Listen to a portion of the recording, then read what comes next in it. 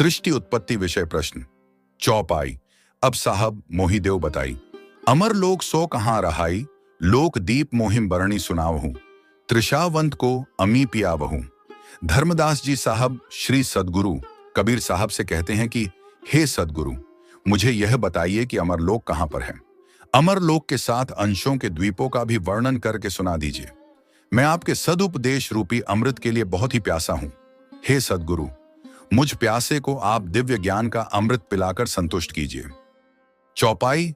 कौन द्वीप हंसन को वासा, कौन द्वीप पुरुष रहवासा, भोजन कौन हंस तह करई, और बाणी कहम पुनि उच्चरई। धर्मदास जी साहब आगे सद्गुरु कबीर साहब से पूछते हैं कि हंसों का निवास कौन से द्वीप में है, कौन से लोक में सत्य पुरुष का निवास है। हे साहब, हंस वहां कौन सा भोजन करते हैं तथा वहां कौन सी वाणी का उच्चारण होता है। चौपाई। कैसे पुरुष लोक रचि राखा, द्वीप ही करी कैसे अभिलाखा, तीन लोक की उत्पत्ति भाखो, वर्णहु सकल गोए जनि राखो। आगे धर्मदास जी साहब श्री सद्गुरु कबीर साहब से पूछते हैं कि सत्य पुरुष ने अपना लोक कैसे रचा है तथा किस आशा से द्वीपों की रचना की है, तीनों लोकों की रचना कैसे हुई तथा हे सद्गुरु, पिंडों की रचना के संबंध में मुझे बता दीजिए। आप अपने भक्त से क्या कोई बात छिपाकर रखेंगे? ऐसा न करें प्रभु। चौपाई। काल निरंजन के ही विधि भयऊ, कैसे षोडश सुत निर्मयऊ, कैसे चार खाणी विस्तारी, कैसे जीव काल वश डारी। धर्मदास जी कहते हैं कि हे साहब, यह काल निरंजन कैसे पैदा हुआ तथा 16 सुतों अथवा अंशों का निर्माण कैसे हुआ। चार खानियां क्रमशः अंडज, पिंडज, उष्मज तथा स्थावर का संसार में फैलाव कैसे हुआ तथा भोले भाले जीवों को कालवश में क्यों डाला गया। चौपाई। कैसे कूर्म शेष उपराजा, कैसे मीन बराही साजा, त्रय देवा कौने विधि भयऊ, कैसे मही आकाश निर्मयऊ। हे सद्गुरु, कूर्म अंश तथा शेषनाग को सहायक राजा कैसे बनाया गया, किस प्रकार मत्स्य व वराह का अवतार हुआ, तीनों देवताओं क्रमशः ब्रह्मा विष्णु महेश किस तरह पैदा हुए तथा धरती व आसमान का निर्माण कैसे हुआ। चौपाई। चंद्र सूर्य कहू कैसे भयऊ, कैसे तारागण सब ठयू, के ही विधि भई शरीर की रचना, भाषो साहब उत्पत्ति वचना, जाते संशय हो उच्छेदा, पाए भेद मन हो या खेदा। चंद्रमा और सूर्य कैसे पैदा हुए तथा किस प्रकार तारागण आसमान पर ठहरे हुए हैं, किस प्रकार देह निर्माण हुआ। हे साहब, यह भी बताओ कि इस ब्रह्मांड की उत्पत्ति कैसे हुई है, जिससे मेरा भ्रम दूर हो जाए तथा आपसे सारा भेद प्राप्त होने से मैं चिंता मुक्त हो सकूं। छंद। आदि उत्पत्ति कहो सद्गुरु, कृपा करी निज दास को, ई वचन सुधा सुप्रकाश की जय, नाश हो यम त्रास को। एक एक बिलोय वर्ण हूं, दास मोहि निज जानी कहे, सत्य वक्ता सद्गुरु तुम लेव निश्चय माणिकय। धर्मदास जी साहब सद्गुरु कबीर साहब से कहते हैं कि हे सद्गुरु, आप कृपा करके अपने इस दास को सृष्टि की उत्पत्ति कथा सुनाइए।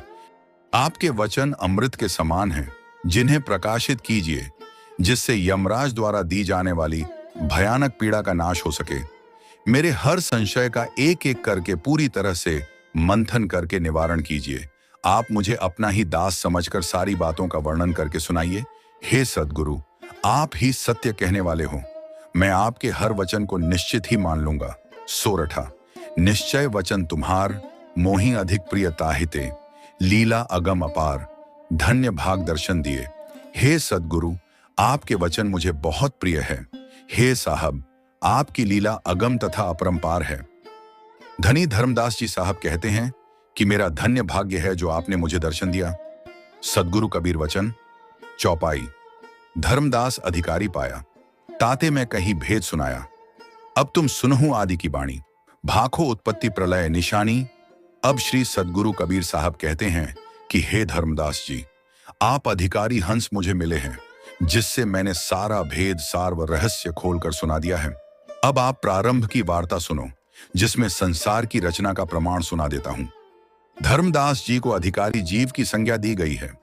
कुछ अधिकारी बनाए जाते हैं तथा कुछ बने बनाए होते हैं।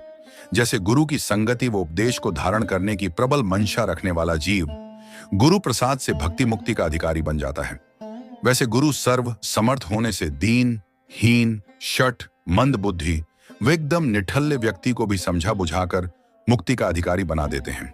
लेकिन ऐसे जीवों पर बराबर निगरानी रखनी पड़ती है। इन्हें थोड़ा सा ढीला छोड़ने पर पुनः काल प्रभाव में मायावश हो जाते हैं। परंतु बना बनाया अधिकारी कुछ और ही विशेषता लिए हुए होता है, क्योंकि इनमें पूर्व जन्म के सुकृत जमा होते हैं, अतः उसका पुण्य रूप प्रारब्ध साथ होता है। अगर वह भूल व कारणवश कुछ समय के लिए काल माया वश हो भी जाता है, तो सद्गुरु के जगाने पर फिर कतई काल मायाकृत भरम भूल में नहीं सोता और निश्चित ही सत्यलोक का अधिकारी हो जाता है। लेकिन धर्मदास जी साहब इन दोनों ही प्रकार के अधिकारी जीवों से बढ़कर थे। धर्मदास जी सत्यलोक के सुकृत अंश थे तथा सत्य पुरुष ने इन्हें सत्य पंथ चलाने के लिए संसार में भेजा था। इन्हीं के लिए कबीर साहब सत्य पुरुष का संदेश लेकर संसार में प्रकट हुए थे। अतः कबीर साहब तो इन्हें ढूंढ रहे थे। जब धर्मदास जी कबीर साहब को मिले तब कबीर साहब अत्यंत प्रसन्न होकर बोले, धर्मदास अधिकारी पाया, ताते मैं कही भेद सुनाया, अब तुम सुनहु आदि की बाणी, भाषों उत्पत्ति प्रलय निशानी।